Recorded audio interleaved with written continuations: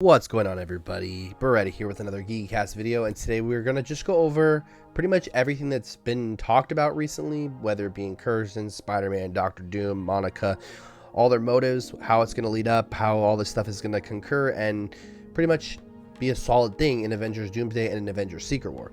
So without further ado, let's get right into the video. So first off, before we start, once again, I am partnered with HyperX. HyperX has a ton of different headphones. Honestly, to me, they compare with people like Astro with Turtle Beach, many more headsets. And if you use code GeekyCast at checkout, you get 10% off your deal. They also have these really good microphones. I'm being 100% honest, and I wouldn't use a product that I wouldn't support a product that I don't use. So there is that. So let's get right into it. So first off, Alex Perez. Doom wants to stop the incursions from happening and stop the multiverse from entirely collapsing on itself. In a way, he's technically a hero in his eyes and the eyes of his followers, kind of like how Thanos saw himself as the hero in Infinity War. I think people will have a better time processing this movie if they stop thinking of Doom as the ultimate villain, meant to swap out Kang the last minute, and more as the antagonist who thinks he is the hero and is pissed that he remains for essentially silencing his universe, as well as other universes and timelines that could not deal with the sacred timeline, and wants nothing more than to take the reins of his timeline and win his freedom. So essentially, once again clarifying, Doctor Doom, not really the bad guy. They're trying to make him more sympathetic like Thanos. They also did say that his backstory would be very significant to the death of Tony Stark in Avengers Endgame. And guess what? Remember that recent photo we got? Take a look real quick. So as you can see right here, we have that new photo of Robert Downey Jr. And not only does Dr. Doom look like he's about to be swole as can be, he's obviously looking at the Jeremy Renner book that says My Next Breath. But the big news about this is look where Robert Downey Jr.'s marks are. Well, the tracing dots, which are on his forehead, his chin, his neck, and his mustache. It has me wondering, are we going to be getting the exact same marks that Robert Downey Jr.'s Tony Stark had in Avengers DoomsDay?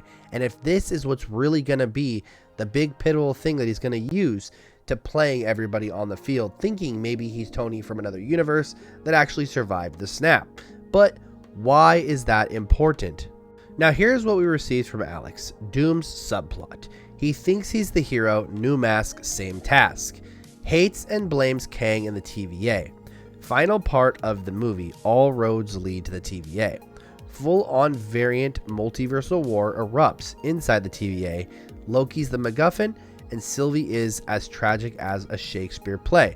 Implies she unfortunately dies, even though Alex goes on to confirm that she doesn't. She misses Loki and will do whatever she needs to do to bring him back and save him from having to hold the universe together. Now, what I'm thinking is, with Dr. Doom's marks on his face, pretty much he's going to use that to his advantage, saying, I'm the Tony Stark from another universe that did the exact same snap and I, survived. Or, hey, this is literally Tony Stark and somehow I came back. My body went into another body or yada yada, and he'll show the same scars. Now, what'll that do? I think that's what's going to be used to influence other characters into going, hey, look, I need your help. This is what we need to do. We need to get a hold of this character named Monica Rambeau.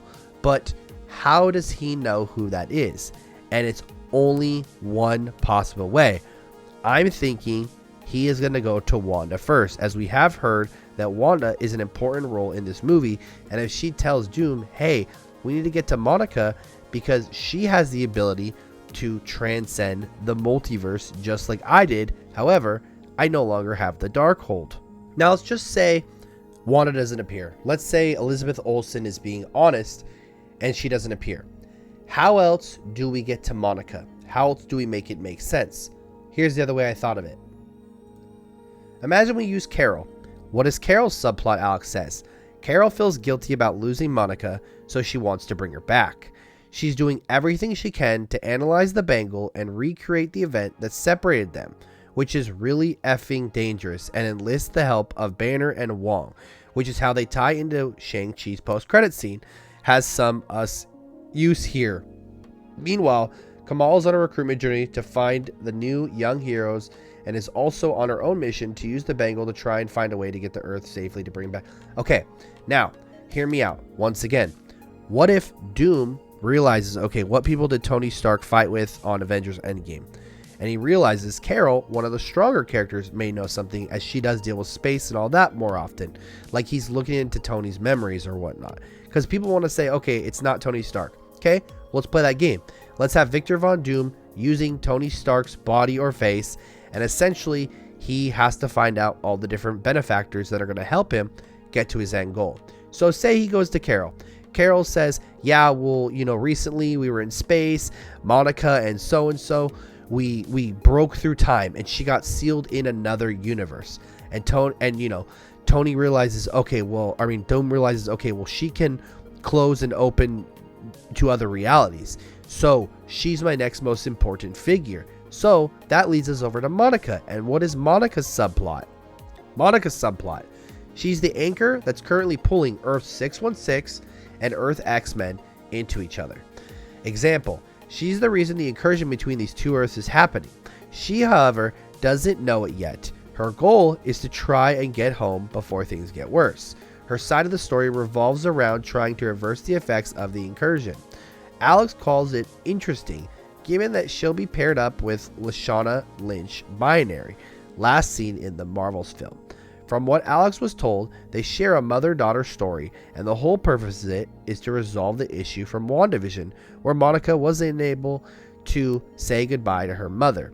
So while they're trying to find the way to reverse the polarity of the incursion between the two Earths is already happening, and neither one knows what's happening. All they think is that their world is being invaded, and that the only way to save their world is by defeating and destroying each other. So, brings us to the X-Men mansion. If you guys don't remember, that is what they are talking about as of right now. Doom is at the X-Men mansion. They said that the Avengers and the Fantastic Four are fighting the X-Men. That is what's going on behind the scenes right now in the Avengers DoomsDay filming. So, Dr. Doom finds this out, going to this X-Men universe, using the Avengers and the Fantastic Four to somehow get a hold of Monica. While he's having them fighting, he's like, okay, I'm going to sneak around the back. I'm going to have Monica work with me. I'm going to tell her, hey, this is what's happening. You want you and your mom to be able to solve your issues. I know your mom in the other universe died. Well, you and your mom, can work this out between you two. But I need you to help me get to the TVA so we can possibly stop all this. Monica, feeling bad about incursions happening and her world crashing with this universe, tries to save them both. So she listens to Doom. She says, Doom, let's do what we have to do. And essentially, once again, with this Dr. Doom being so smart, I would have him going through all these different characters, finding out their backgrounds, finding out their stories, and pretty much putting two to two together. So what he's doing is just manipulating everybody behind the scenes, and eventually everybody will be destroyed, everybody will be broken, and it'll just be Dr. Doom. Which leads us into the next part, Avengers versus X-Men. The heart of the matter, the Avengers versus X-Men storyline coming to fruition. This was apparently the purpose of the setup at the post-credit scene of Captain America 4 by the leader. Claims that he may or may not have implanted that idea in Sam's head. So when this happens, the Avengers, led by Sam, will basically go toe-to-toe with the X-Men, once again like I just said. This is the whole AVX storyline aspect of Doomsday plot. Brings up a rumor that the movie where Savage Hulk finally makes a comeback as he takes on Wolverine. Not going to be a whole movie, just a scene similar to Avengers fighting Hulk in the first Avengers movie. Because of the incursion, we'll get to see the X-Men and the Brotherhood team up against the Avengers. Per Alex, which I'm sorry, but the MCU's Avengers are cooked. Now, once again, all these things are happening and they're all working out together so Doom can get his big goal in the end, and somehow, whether it be using Monica, whether it be using the 10 rings, whether it be using the bangles, he is going to end up in the TVA, because once again we do know that the overall goal for Doom is to get to the TVA, because he needs to get a hold of Loki, which has me thinking from Loki to get to him, he's going to have to manipulate and use Sylvie. So really, we're getting a hold of Dr. Doom and we're realizing, hey, this guy's trying to save all the universes, but they're not telling you in the background that he's really just manipulating everybody and he's using everybody to his own advantage to get from point 1 to point 2. It's pretty much like Thanos chasing the Infinity Stones with the help of the Black Order and, the fact that the Avengers are separated and all of this going on. And I think it's the perfect way to tie this all together. So in the end, they all realize, oh shoot, did we just lose again? That's what I think. Let me know what you guys think. I'm just trying to put everything together. I feel like this is a good conclusion to it all. Obviously, I want to apologize. I can't really breathe. Been sick for a while, so if I sound like that a little bit, like panting and whatnot, I do apologize. On some medication, so hopefully it helps. Anyways, let me know what you guys thought. And as always, once again, if you guys could check out some of the HyperX stuff, I'm not lying. I'm not lying when I tell you that all this stuff works perfectly. These headsets sound amazing, and this microphone, honestly, when I'm playing like Marvel Rivals or just doing recording, it sounds clear, right? Why not get a good product? Use code GeekyCast for 10% off your next product, and I'll catch y'all in the next one.